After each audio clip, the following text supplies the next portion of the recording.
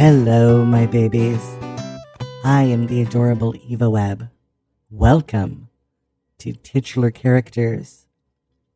In this 60th issue, we're featuring Marc Von Ahnen. Marc is a Des Moines-based stand-up comedian and writer. He has self-published his comic, Ahab Van Helsing versus Nosferatu Carcharodon. He struggles with dyslexia, talking to girls, common sense, and good taste. We did have some technical issues on my side, which delayed the release of this interview.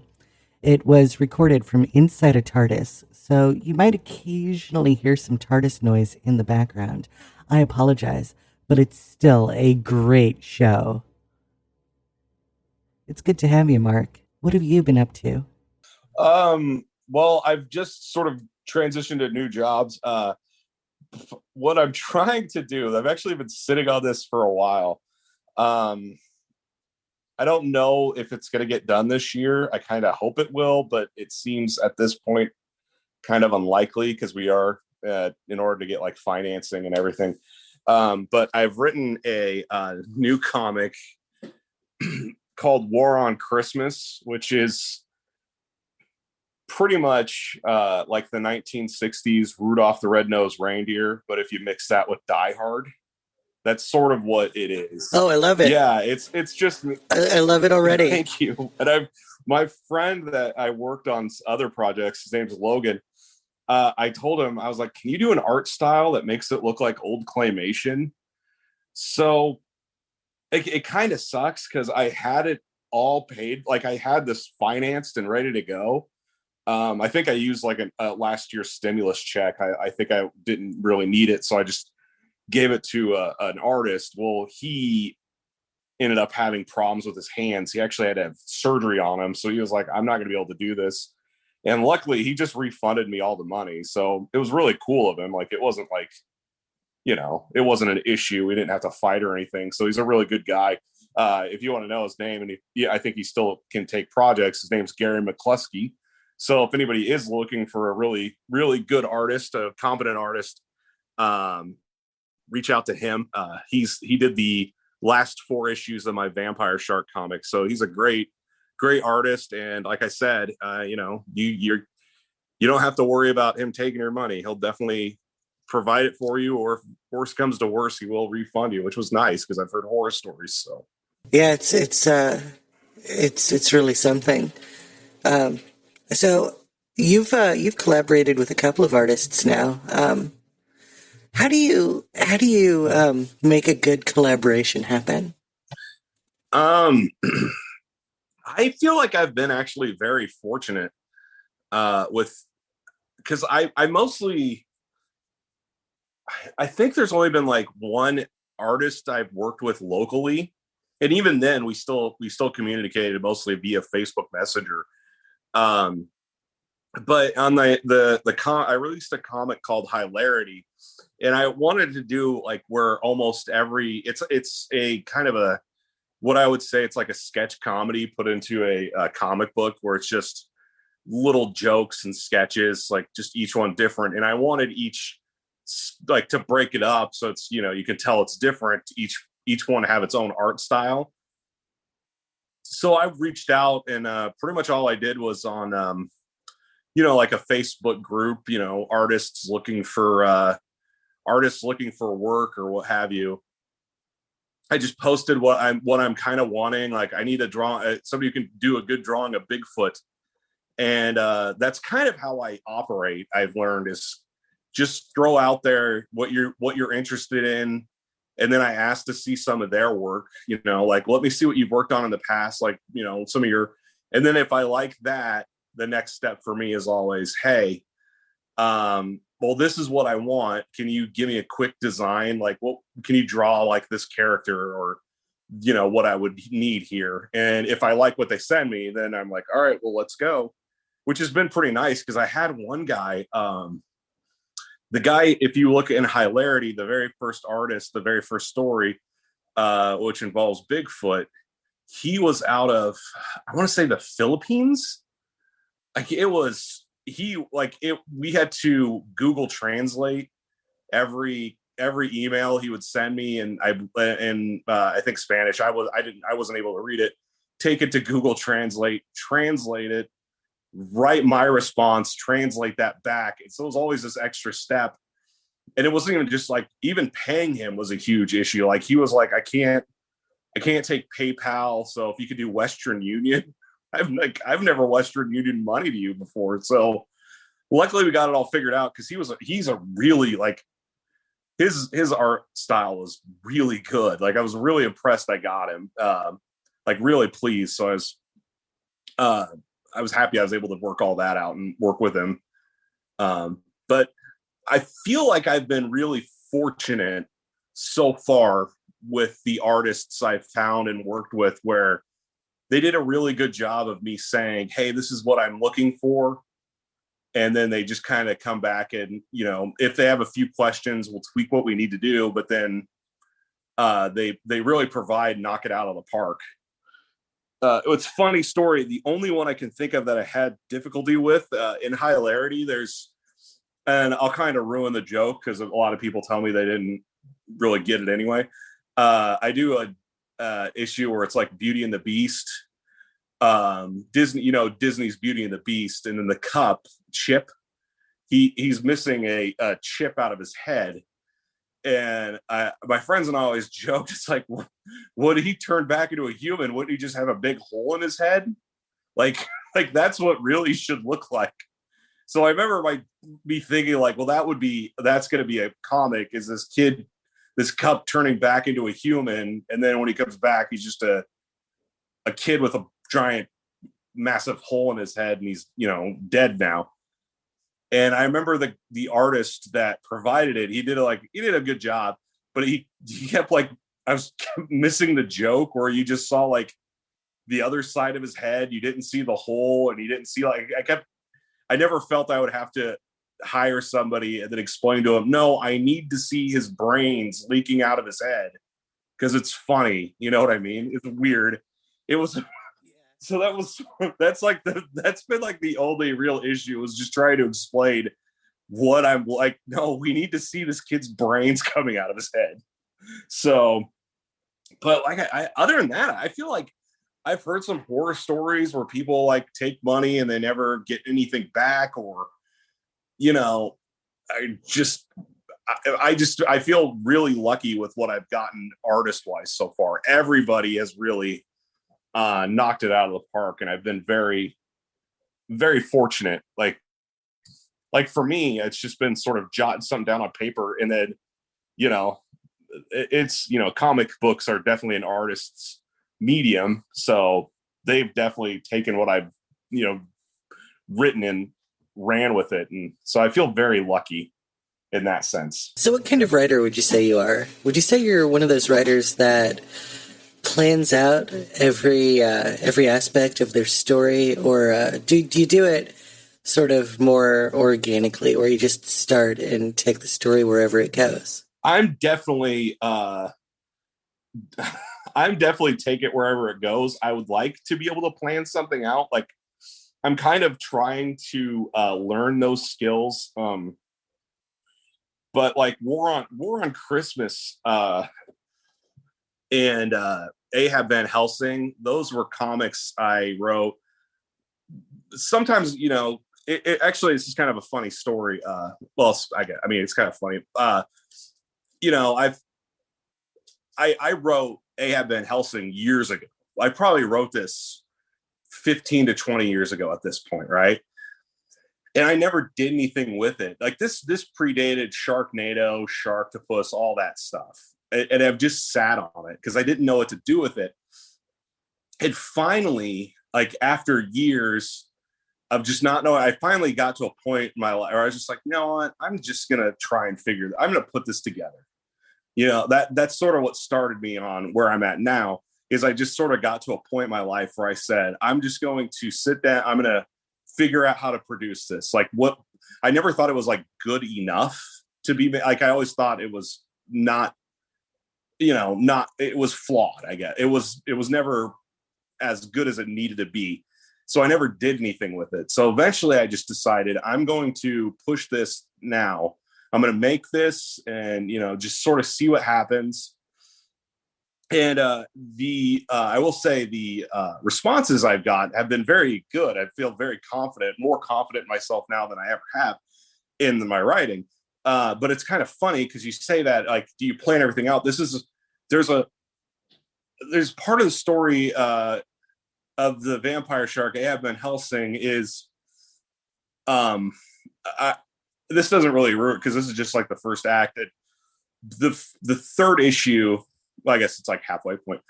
The third issue, our heroes decide they chase the shark into the ocean. The shark has big wings, and since it's undead, it doesn't have to be in the water. So it's flying around and eating everything.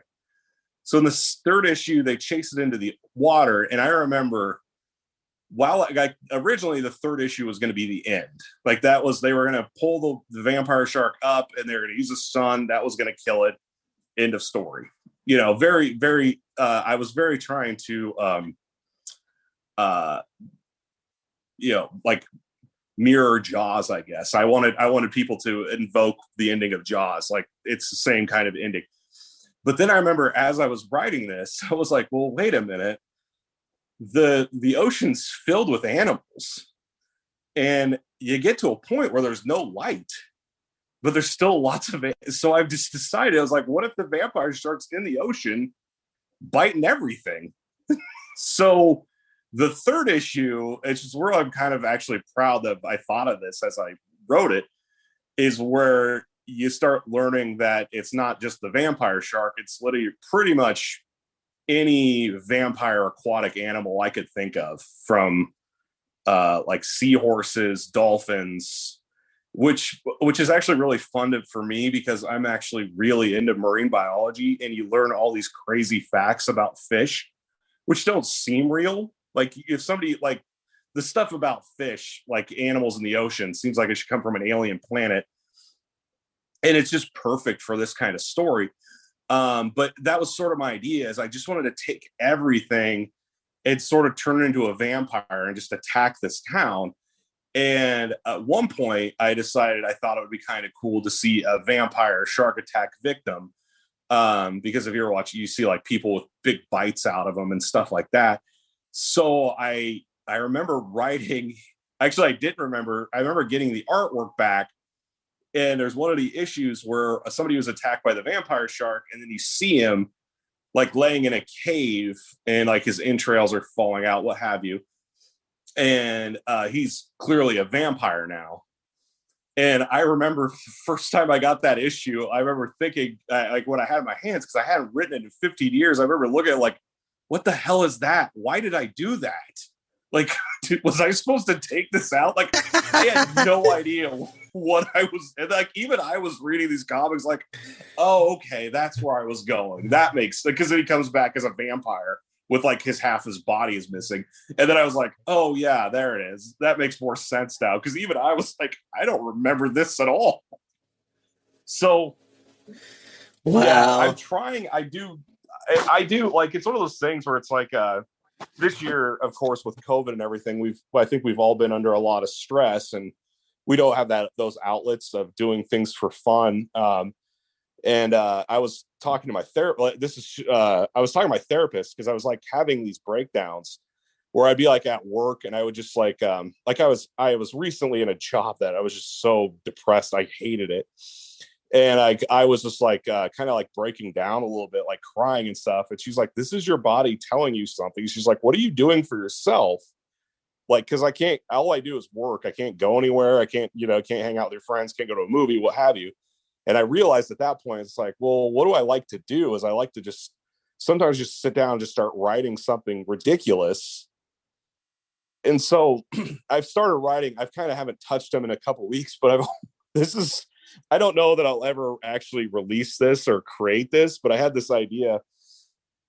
I was watching Muppet Christmas Carol, and I'm sure you're familiar with Charles Dickens' Christmas Carol. But I remember, if anybody who knows the story, this weirded me out. I don't know why. One day it just struck me as weird. The ghosts change Ebenezer Scrooge all in one night, right? So So Christmas Eve, he tells Bob Cratchit, "You better be at work all the earlier the day after Christmas." Yada yada yada. He's a huge jerk.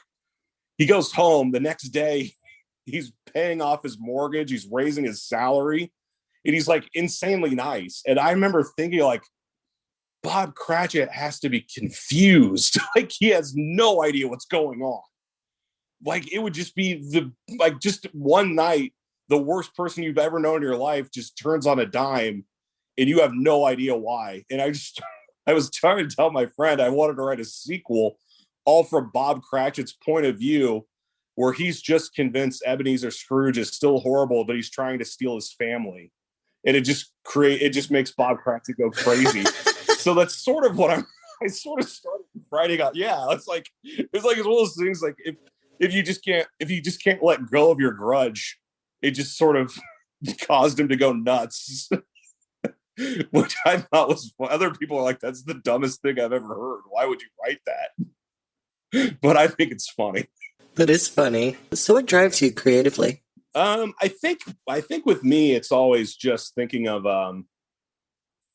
just a ridiculous, like, just an idea of I like, sometimes it's just a phrase, like War on Christmas. I just remember everybody was saying the phrase War on Christmas one year, and I just like, has anybody tried making an action movie with Santa called War on Christmas? And then that's sort of all, like, a lot of it. I remember with Ahab Van Helsing, it started with, I used to have this office job like years ago. This is where I wrote most of the Vampire Shark, just sitting there, and you just sit and wait and take calls. It was a call center. And so you just be bored a lot of the day. And I remember sitting there and I said to what would happen if a shark fought a vampire? And then I'm like, well, what if the shark bites the vampire and then gets all the vampire powers? And then you just sort of like, and then that was just sort of like, I guess snowballed into, eventually I was like, well, the shark would have to fight somebody. And I was, I need like a Chief Brody from Jaws. I keep bringing Jaws up because I love, that's one of my favorite movies of all time. It is a huge influence on me. So, I can think of like just ideas. That's sort of how I think, is like, watching Christmas Carol and one day just going like, Bob Cratchit has to not understand what's happening at all. And then when Ebenezer explains, it's like, oh no, I was visited by ghosts. He has to even be more confused. You know what I mean? So it's just like, think about weird things like that and then just try and write something around it. Sometimes it doesn't work, and sometimes it does. Sometimes I get like Vampire Sharks, so it's kind of fun. So yeah. Nice. So regarding Vampire Shark, what kind of shark, I guess, how do I ask this? But what kind of vampire powers does your shark have? I tried to give it all the traditional ones. Like, I just wanted it to be full on vampire, but as a shark. So it has the flight. See, I was trying to mix it also. It has the wings, but sharks also have like thicker skin. So they're harder to kill than a normal, they're like a bullet or stabbing a wooden stake in it would be a lot harder than, I guess a human vampire. I remember writing, and this is one of the things going back, I kind of wish, I think I was just so enamored with actually seeing my creation and like artwork. But I remember I wanted there to be a part where like the vampire turned into a mist. Because Dracula can do that sometimes. It depends on which Dracula you're looking at. But the vampire, and then it just turns into a shark right behind people and eats them. And I remember it didn't really come out as well in the comic as I had hoped. But I think I take all the blame for that, because I think every time I saw something with a vampire shark, I'd be like, that's amazing. That's the greatest thing. So I try to, actually, I don't want to ruin it. I'm pretty proud of this, but I don't want to ruin it. I do have an anglerfish in there. And anglerfish have the stem on their head. I don't know if it's called a stem, where they use that light to attract food, thinking it's like maybe I think it's for a mating, or maybe they think they can eat it. And then, of course, when it gets too close, then the anglerfish eats whatever is attracted to that light. And I was pretty proud because I thought, sometimes a vampire can like hypnotize people and make you see what it wants. And an anglerfish takes advantage of that. And I don't really want to give any more away, but I was pretty proud of like thinking of that one. Like, I was like, man, that's kind of clever. Not to pat myself on the back, but I guess I have to. So how would a vampire seahorse work, though? You mentioned that earlier. Vampire seahorse? I don't. There's a lot of it. I mean, I think they just fly around on little seahorse, and then I know because there's even vampire krill, which are microscopic, like plankton, I guess, from SpongeBob, which we wouldn't probably be able to see unless they're grouped into like billions. And it's the page, I think, is just them ripping flesh off, like just a cloud ripping flesh off people.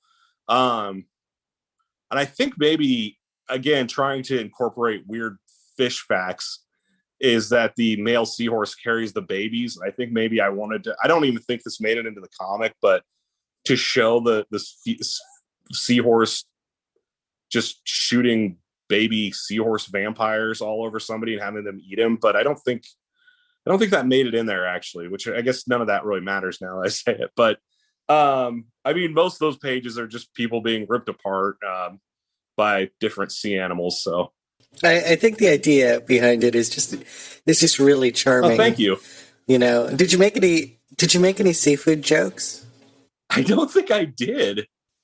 I did. I mean, I really don't know why I didn't. I think I was just too into like, what kind of crazy vampire fact or fish facts could I fix with,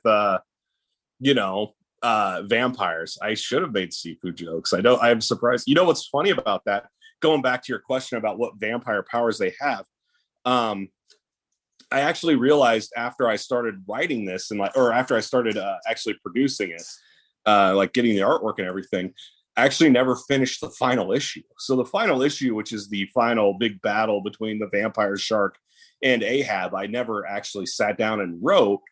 And I knew I was like, well, if I'm going to finish this, I'm going to have to do that at one point. Well, I went to a convention and I had a booth there selling it. And a lady, I was just telling her about the idea. And she's like, well, can the vampire shark turn into a bat? And I was like, well, it can now. And so that got into so this lady gave me this idea, like, that's actually a really good idea. And I am going to use that. So, I mean, yeah, it was definitely making up it as I went. So I do something with holy water. I was kind of proud of. So nice. Yeah. It's just such a hilarious concept, Yeah, the whole thing in general. Thank you. That's why I gave it the name of it. I'm not sure if you, I wanted it to be ridiculous because, I keep bringing up Jaws, which is a huge influence for me. And another one was these book series called Meg, about the giant megalodon shark by an author named Steve Alton.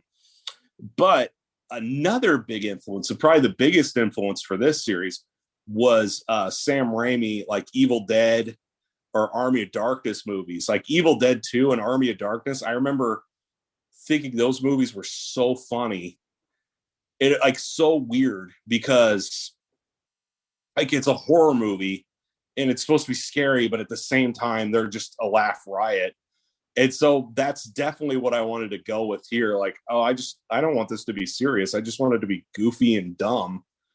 And that's how, that's sort of how it kind of came to what it is just, yeah, if you're an Evil Dead fan, it might be up your alley, because that's exactly what I wanted, was for it to be, Sam Raimi-esque. So they're all in black and white, and they sort of remind me of like the stuff you would find on tables at conventions like 30 years ago. And just the way they're presented, sometimes you use the two-color cover, sometimes. And I just thought that was really cool. It's like an honest-to-God underground comic in its own way. all independent comics are always, it feels like they were always black. Like the original Ninja Turtles was black and white, the Tick.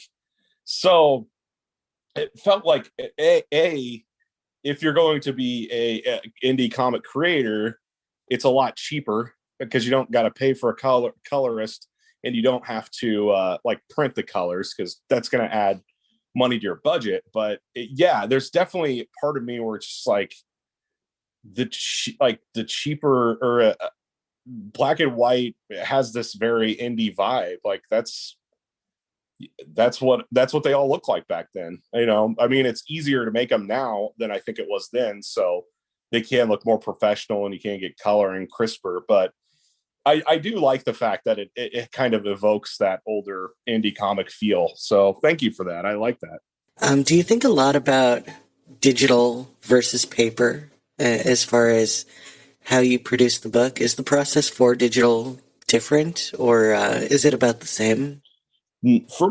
Sorry. For me, it's about the same. I actually, well, when I started writing Ahab, it was probably, which is also the vampire shark. I go back and forth just because it has such a long, ridiculous title. With that, that was I was writing that before digital comics were even well, definitely not to the level they're at now. I personally, when it comes to, especially with comics, just because comics, unlike, you know, DVDs and stuff, they take up room, but it takes a lot more. I want to have like a physical collection of comics. You know, I always will. Same with DVDs and CDs. At some, like, I have vinyl still for some reason. I don't know why. But to me personally, like, well, I didn't create or sit down to write, I want this to be digital or this to be physical. I would be happy with anybody able to get it any way they can. I just personally, if I was to want to own something, I would like to have the physical comic, I guess. But I will say, if anybody out there is thinking of, you know, creating your own comic, a digital comic is it's an easy way to get it out to everybody's hands. Like I met you via Twitter and I just said, hey, do you want digital copies of these? And got them to you in seconds, as opposed to having to mail them. And so there's pros and cons, but no, I don't think about, nothing I think about is as intricate to a level of this is going to be better as digital, I guess. Nice. Yeah. So how do you world build in a book that's built around vampire sea creatures? Well, this one I was very much make it up as I went. Like I didn't, with Ahab, I really didn't world build. The first, I just wanted it to be, I think in my head, I just wanted it to be the town from Jaws. It's very Amity, or it's just a small coastal island town. And then as I would write the second issue, there's like because in anything horror related, you have to have teenagers doing things that they're probably not supposed to be doing, and then they all get killed. So it was just sort of, with me, with that one, just sort of, okay, well, what do I want to do here? Oh, I need to have a big kegger night with a bunch of teens. So it's like high school kids. They go to an area where they have a party, like a big bonfire kegger. And of course they all get eaten. And then, yeah, I mean, with this, I was very much focused more on the shark first and all the animals. For the most part, it was just like, well, these people, I just want them to get eaten. So I don't really care who they are. I didn't do a lot of world building in that one, I guess. How do your characters find their voices? That's it's okay. So that's actually interesting. Ahab, if you've, I remember I was trying in my head. I don't know if I was just trying to like pretend to be a better writer than I am, but I was trying to avoid the cliche, angry, you know, there's a strange guy in because if there's there's an actual vampire hunter that comes to town, and then there's a dead body, so it kind of starts ruffling these feathers.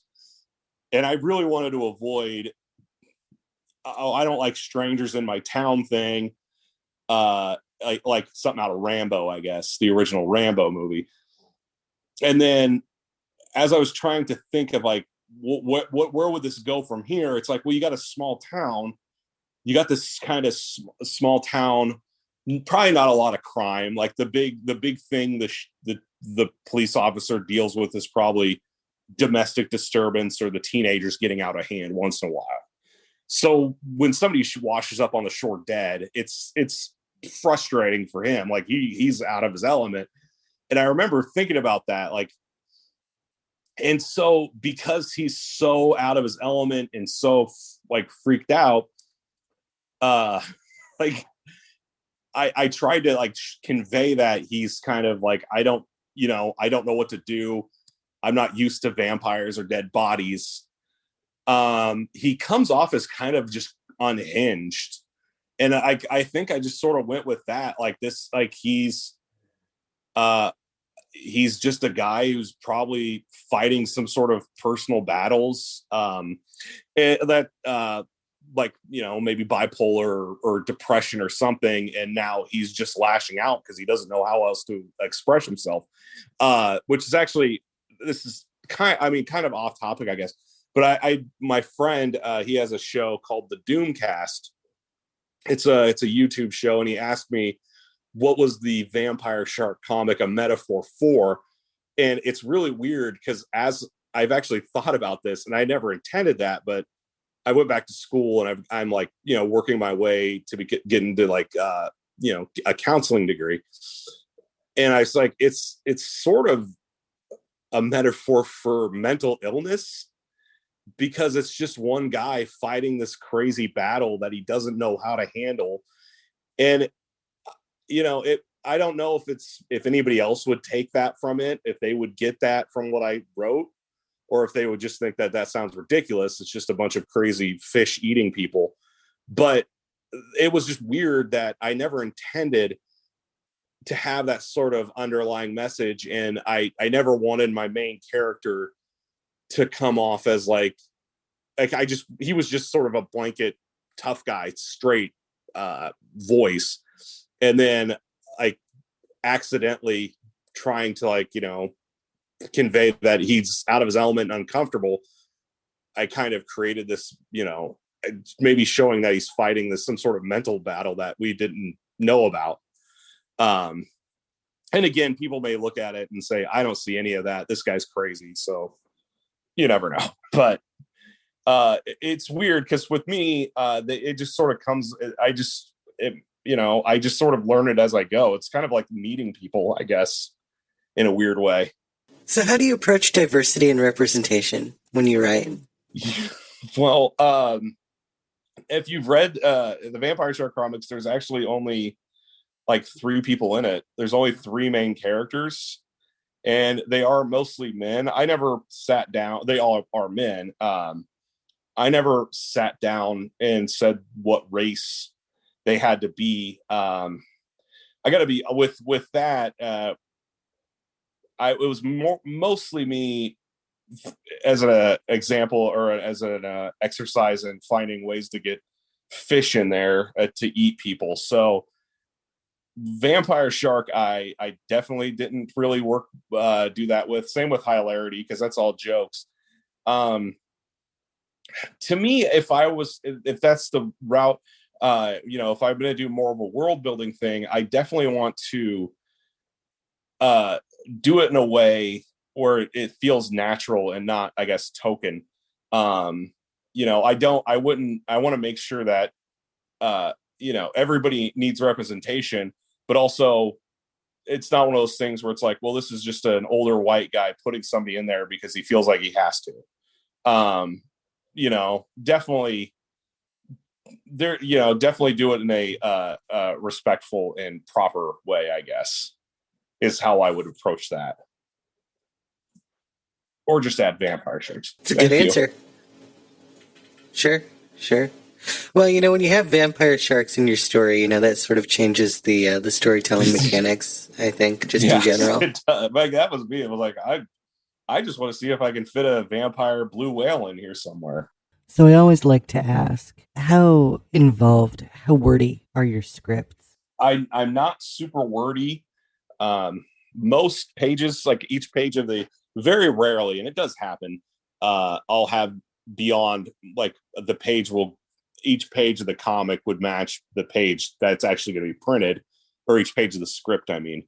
So I'm not too wordy. And it's really strange. It's an interesting question, because it's one of those things that's really weird about, like, for me anyway, with comic creating, is like I have an idea of what I want the character in I see them in my head, but then it's when you, like, go to explain it, or go to show, like, go to tell, like, what you have, it's one of those things where it's like, I guess I don't know, as I didn't think this as through as I thought I did. I never thought about it as that in depth personally. And then so a lot of my judgment has to go to my artist, like, kind of like, take it from here.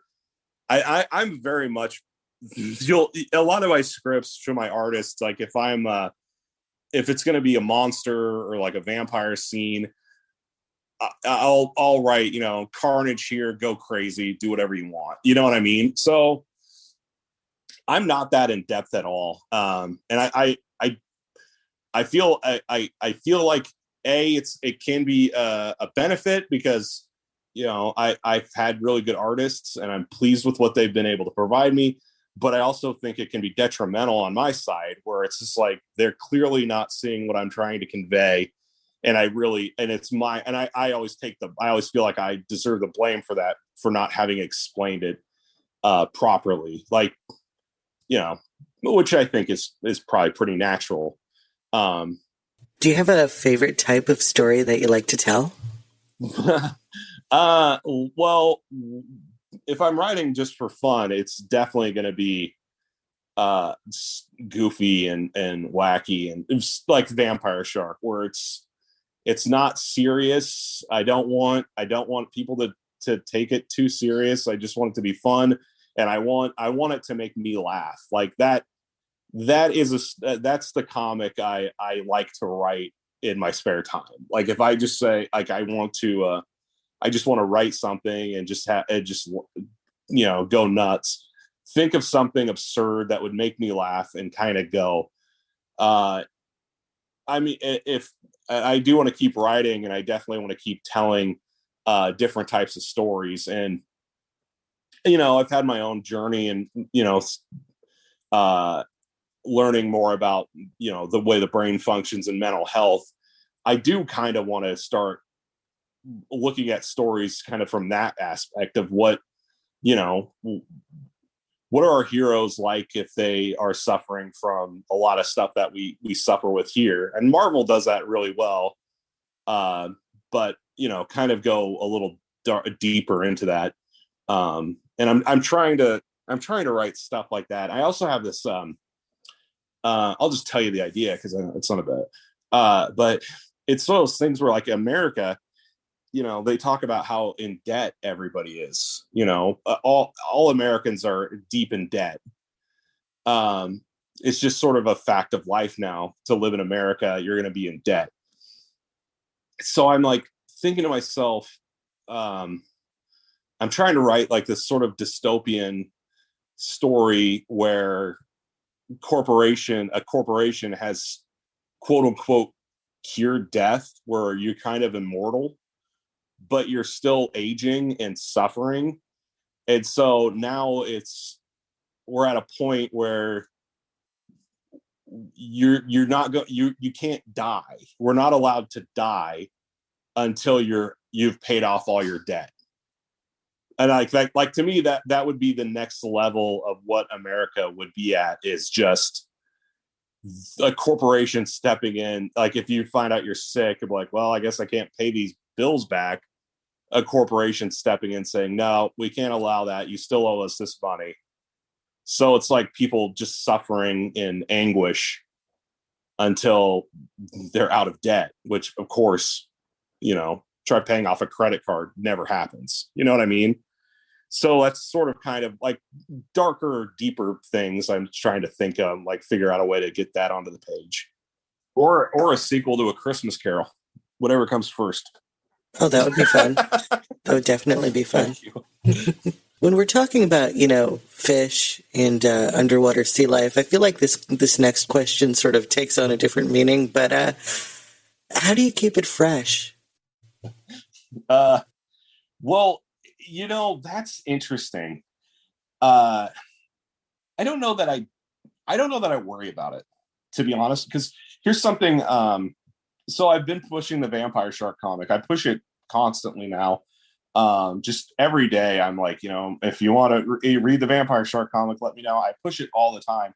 And a friend of mine, it's actually interesting. She is the assistant to the person that wrote the Meg books. So it's weird that I've kind of made a connection with one of my influences. But she sent me a news, like one of those comic book resource news story. And apparently somebody is creating a Vampire Shark movie. It's like, it's not based on mine. I don't know much about it. But she was like, I just thought you should know. And it's one of those things where it's like, I'm not too worried about it. I don't think about worrying about being fresh, because it's one of those things where it's like, on some level, everything is, you can take anything and say it's reminiscent of this, or it's, it's just a copy of this. I remember when I was younger, I saw The Matrix for the first time, and I thought The Matrix was one of the most unique things I'd ever seen in my life. I didn't think anything had ever been done like The Matrix. But I'm not big into anime. And then all these people that are kind of like, oh no, all it is this movie, and they just redid this, and all this is like they're like, none of this is new. So it's one of those things where my advice to anybody that's interested in writing, I honestly just focus on making it good and making it fun, or maybe not fun, depending on what story you want, but just focus on making the best story you can. Because once you start worrying about whether or not it's going to be fresh, whether or not it's going to appeal to, whatever, I think that gets you into the area of trying to please everybody, and you end up pleasing nobody. That's definitely what I would do. I would not, if it doesn't come off as the most fresh thing, but if I say, well, that's the story I wrote and I'm pleased with it, that's what I'm going to go with. So are you still actively reading comics? I did buy Beast Wars because I love old comics based off like old cartoon properties. So I do want to say, if anybody out there buys the Street Sharks comic property and needs a writer, hit me up. I could write Street Sharks. I would love to write a Street Sharks comic. Thank you. Yeah, but yes, I am still reading comics. I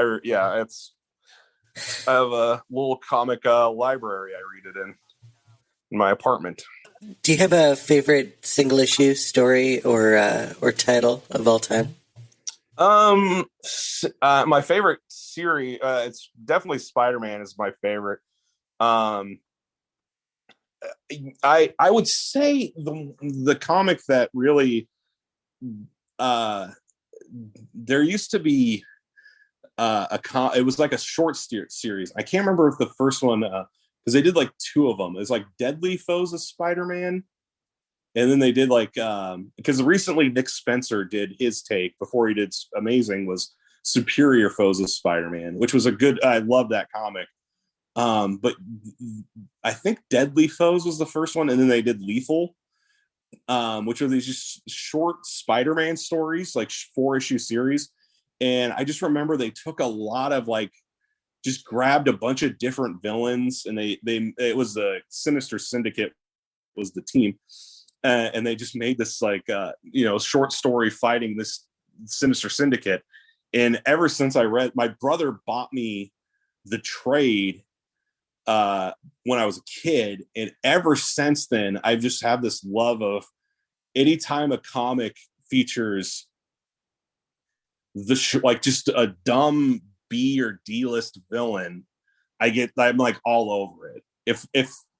If next week there's a comic that has Doctor Doom on the cover and then a comic that has the Matador, I would probably be like, oh, I haven't seen the Matador in forever. I'd be so happy.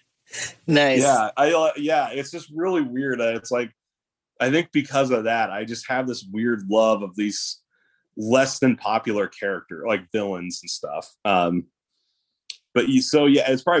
Definitely Amazing Spider-Man, or Spider-Man's my go-to.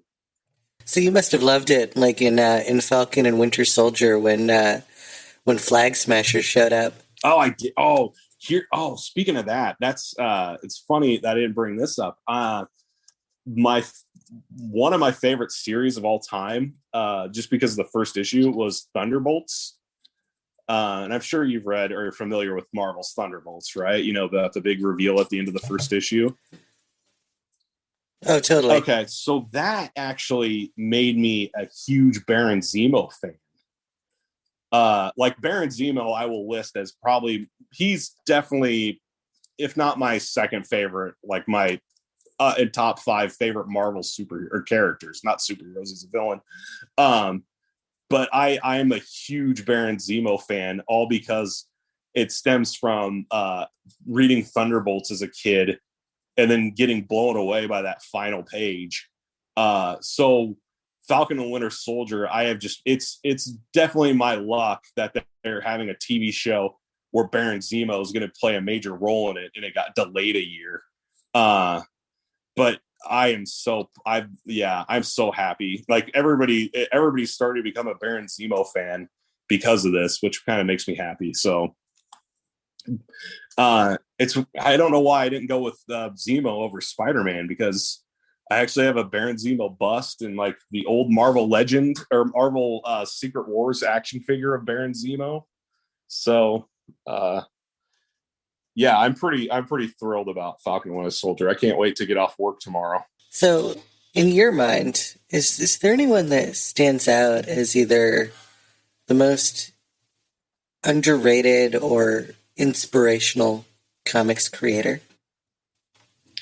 I'll tell you. Well, he's definitely not underrated. But somebody I really like is I like Robert Kirkman a lot. And I'll tell you why. And I think it's because, and I'm afraid that when this is going to come off, it might sound negative, like an insult, but I don't.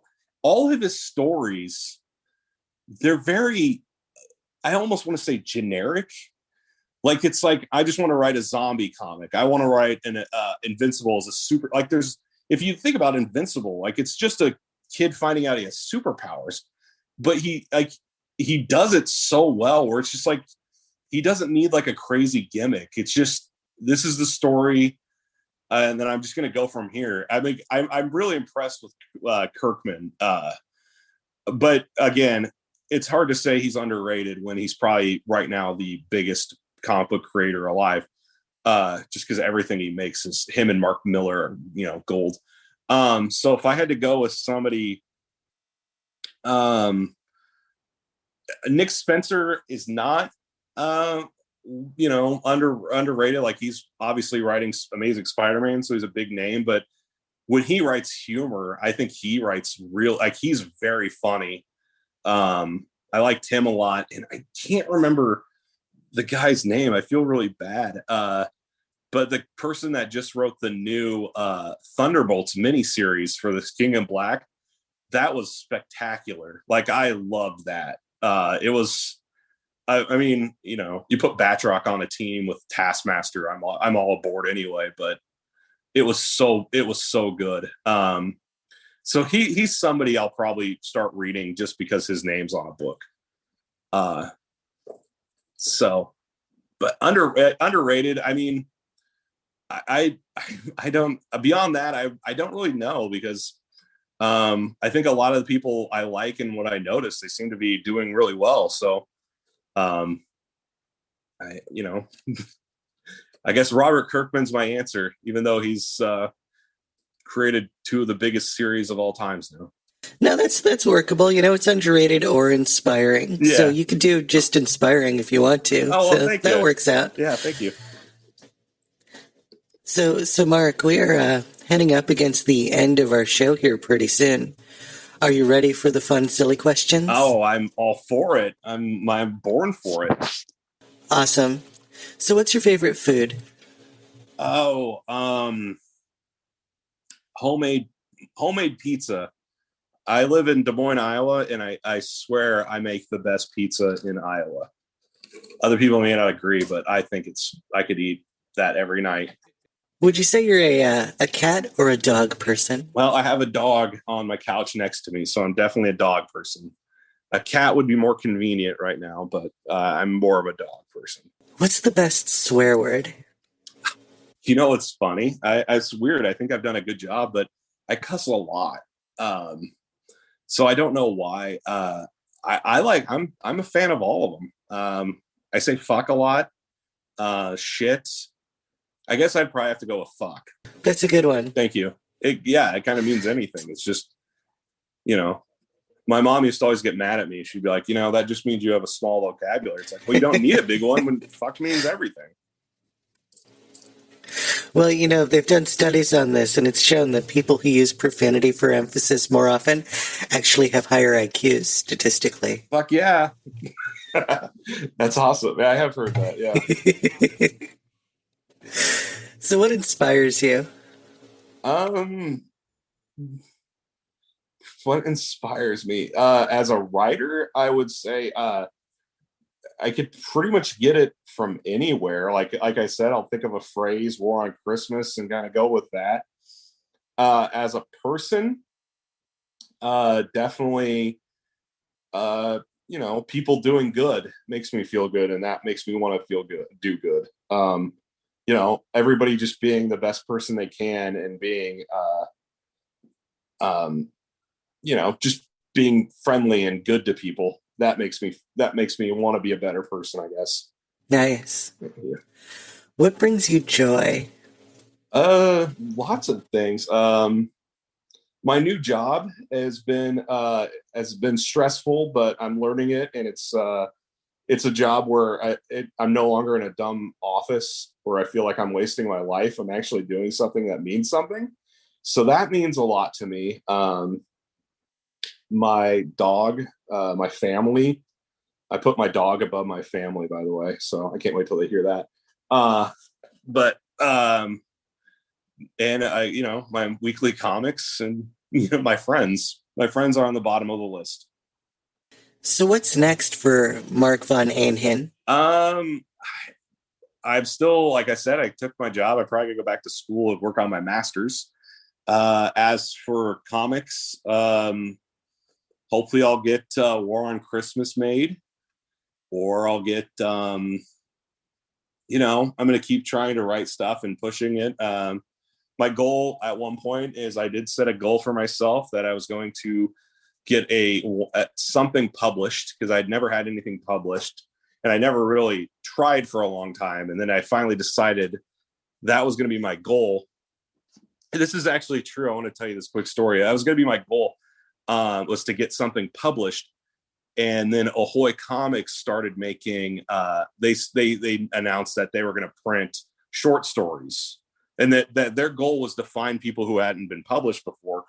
And so I swear to you, I kind of set my sights on them, like almost in a way where I was like going to make them regret it, because I was going to keep pushing towards them. And I didn't know what kind of stuff they were looking for. So I wrote, my first story I wrote was serious. It's always a story I thought of it. I took it from a Simpsons episode where Bart sells his soul. But I always thought it would be interesting if you have a story where somebody sells their soul, but then the person that sells their soul ends up dying. So then God and the devil have to go to this third party to get the person's soul. So it's like this guy who's not really in control of anything is trying to, you know, has to decide whether or not this person goes to heaven or hell. and so I wrote a short story about that, and they said no. And then I wrote the second one, which is kind of more of a poem, dealing about a person that was like suffering from, agoraphobia, I guess, and just not wanting to leave the apartment, and eventually working up the nerve to finally leave. And they said no to that one too. And the second story I wrote, and I kid you not, I thought for sure they were going to respond and just say, "Don't ever talk to us again." It's the first comic in Hilarity with Bigfoot. I wrote that as a short story first, and I thought of it, and I remember I was laughing so hard when I wrote it, and I sent it to them, thinking that I was just like, this is so funny, but there's no way anybody will read this and not be like, this was a waste of it. I'm mad I read this. It's kind of what I thought they were expecting, or I was expecting them to say. But then they told me they rejected the first one and they rejected the second one, and I was like, or the third one, and I said, well, what kind of stories are you looking for? They're like, well, we want humor based right now. And I said, oh, okay. So then that's why I kind of ended up writing Love is Magic, which did end up getting published. But they told me the second story I submitted, which was, like I said, like me just being stupid and almost just trying to like irritate them, I guess. They're like, yeah, we're considering that. And I was like, you're considering a story that I thought was like gonna just make you say, don't ever talk to us. And they're like, yeah, we're thinking about it. And then eventually it got declined. But that's sort of why I made Hilarity. I was like, man, I think I'm just going to print that. I'll do it myself. So, nice. Yeah. So if you want to see the one that almost got put into an Ahoy comic, you got to buy Hilarity. It's the very first one about Bigfoot. So Mark, I wanted to thank you for being on our humble little show. This interview was just fantastic, and I think people are really going to enjoy it. Thank you. I've had a lot of fun. Where can people find you online? I'm mostly on. I have a Facebook page, which is Ahab Van Helsing. First off, two things. If you are anybody that's going to try creating your own comic, if you're going to try to have a name that people can spell so they can find you online. And if you're dyslexic like me, that you also can spell, because I swear to God, you have no idea how many days I have to go to like Google Ahab Van Helsing just to make sure I'm spelling it correctly, or Nosferatu Carcharodon. It was a huge mistake on my part. But anyway, I'm on Facebook. Find me on Facebook. I have Ahab Van Helsing has a page. You can find me personally, Marc Von Ahnen. I'm on Instagram and I'm on Twitter. I think one of the pictures I sent you, it will have all my contact information, everywhere you can find me on there. So if anybody is interested in reaching out to me, definitely do it. I'd love to hear you. I'd love to share the comic with you. And now it's time to close the show. Imagine it. The lights beginning to come on in an empty theater. People starting to get up from their seats. The smell of popcorn crushed on the floor. And the thought runs through your head that Titular Characters is awesome, and you want to support it. Fear not, my friends, there are tons of ways to do it. You can follow Eva at EvaIsAdorable on Twitter. You can leave a review on Apple Podcasts, Podchaser, Castbox, or Podcast Addict. And if you're feeling super generous, you can leave some dough at buymeacoffee.com/EvaIsAdorable. There, you can contribute as little as $1. And every bit goes towards paying for production and hosting of this show. How cool is that? Titular Characters is a show about the things we love. It is produced and hosted by the adorable Eva Webb. Opening theme by Antonia Marquis. Closing theme by Mikey Flash of Speed Force Music. The dreamy announcer guy who reads the credits is Donnie Underwood. That's me. Join us next time for another death-defying adventure in cyberspace. See you then.